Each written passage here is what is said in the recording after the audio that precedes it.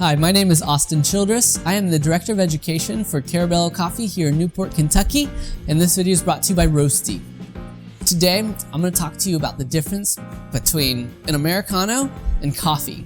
They're often confused and there's often questions about what makes one different than the other.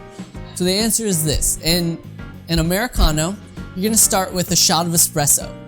You're going to take that shot of espresso, roughly 2 ounces, and then you're going to add water to it until you get to about 10 or 12 ounce drink, like a nice good cup of coffee.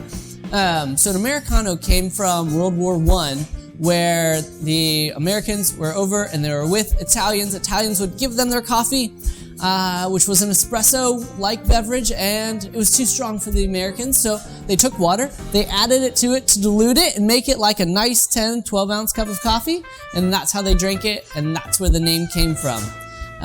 With coffee, we're talking just a Mr. Coffee pot, something like that. You're having a pour over of your favorite coffee. Basically in that one, you're allowing water to flow over the grounds of coffee and drip down by the use of gravity, right, pulling it through, and you're gonna end up with a nice cup of coffee. So kind of experiment, see which one you like more. When you get just a brewed cup of coffee, it'll probably be a little bit lighter, a little milder.